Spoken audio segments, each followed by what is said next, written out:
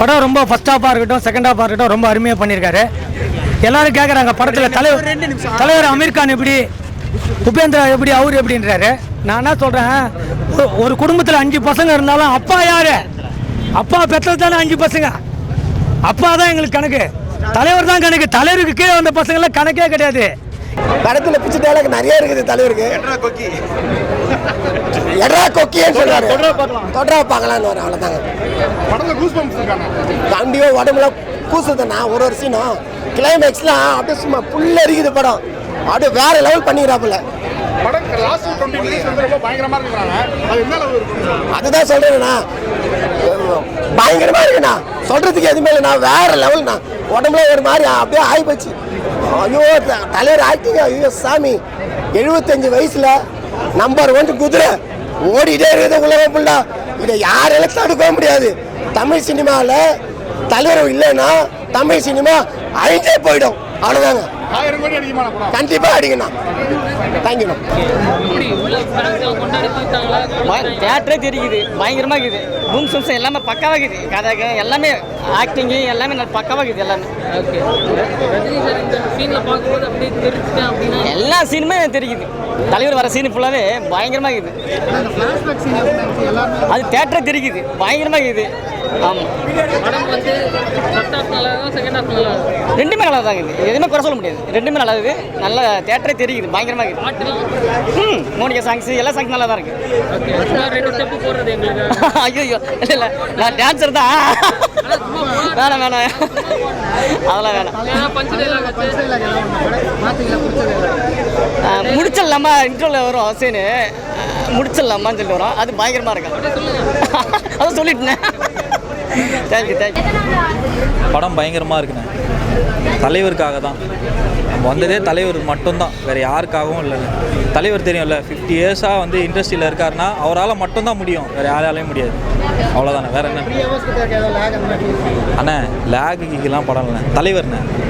தலைவர் தவிர்த்து லேகு நம்ம எதுவுமே பார்க்கறதில்ல. மியூசிக் ஆகட்டும், அவர் நடந்து வர ஸ்டைல் ஆகட்டும், அது எப்படி நம்ம அப்போ பார்த்தோமோ, இந்த 80s 90s பார்த்தோமோ, அந்த ஸ்டைல் அப்படியே இன்ன வரைக்கும் ஒர்க் அவுட் ஆகுனா, இந்த நாள் வரைக்கும் வந்து ஒரு 75 இயர்ஸில் யாராச்சும் நடிக்க முடியும் அப்படின்னு, நம்ம ஏஞ்சி நடக்க முடியும் அப்படின்னு பார்த்தீங்கன்னா பாதி பேர் முடியாமல் தான் பார்த்துட்டு இருக்காங்க.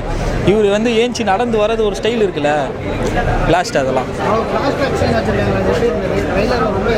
ஓவராலாக படம் சூப்பராக இருக்குண்ணே. தயவு செய்து படத்தை போய் பாருங்கள். ரொம்ப நன்றிண்ணே. தேங்க்யூ. பக்கா மாஸ் படம் தலைவா, வேற லெவலு. இல்லை யார் சொன்ன 3 மணி நேரம் நீ பார்த்தியா? உடனே சொல்லிடுற தெளிவா. ஆமாம், 2 மணி நேரம் 50 நிமிஷம் படம் வந்து ஸ்டார்டிங்லேருந்து எண்டு வரையும் முடியதே தெரியாதுண்ணா. அவ்வளோ ஸ்பீடாக போகுது படம். எல்லாம் எவ்வளோ படம் எடுத்துருப்பாரு. அந்த படத்தெல்லாம் ஓட கட்டிட்டு இதுக்குன்னு தனியாக ஸ்பெஷலாக விடுறாப்புல படம். ஐயோ கீச்சுட்டாப்புல அரங்க மாதிரி ரேட்டமே.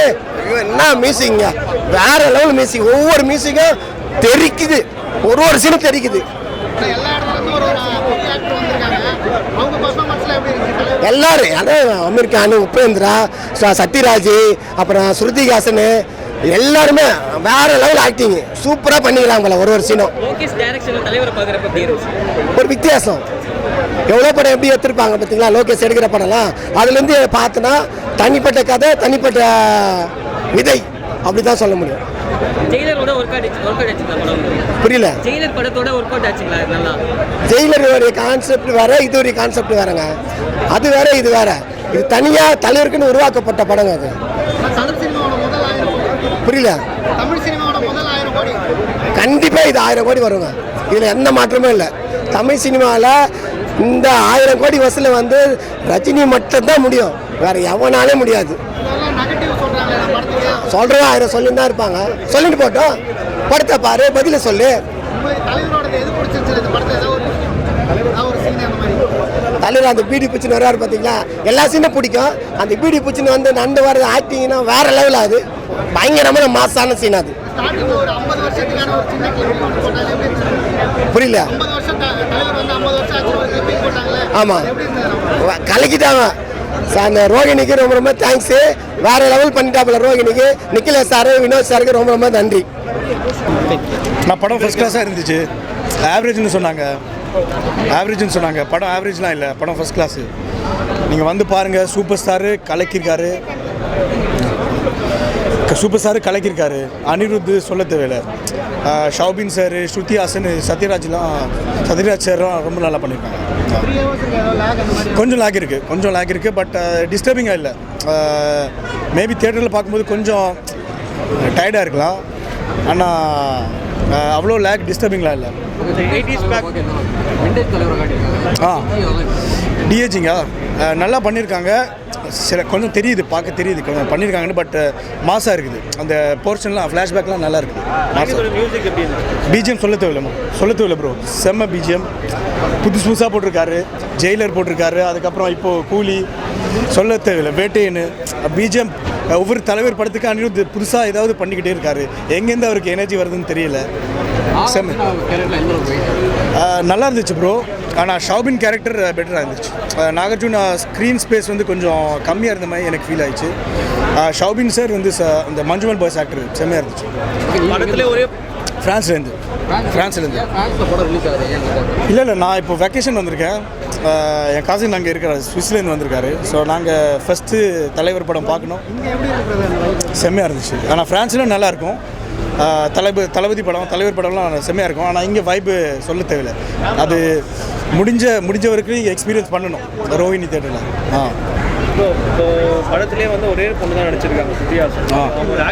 அவனோட ஆக்டிங் செம்ம மெச்சூராக ஒரு இன்டென்ஸான ஒரு முக்கியமான ஒரு ரோல் ரொம்ப நல்லா பண்ணியிருக்காங்க. ஸோ படம் வந்து இப்போ நீங்கள் 1000 crores தாண்டும் ப்ரோ. கொலெக்ஷன்லாம் எனக்கு பெருசாக பேச பிடிக்காது. அவங்க ட்ரை பண்ணியிருக்காங்க பேன் இண்டியா ஸ்டாரில் வச்சு. அதுக்கப்புறம் கலெக்ஷன் வந்து நம்ம கையில் இல்லை, அவங்க கையில் இல்லை. இது சொல்ல முடியாது, தெரியாது. இது லோகேஷ் சினிமேட்டிக்கல்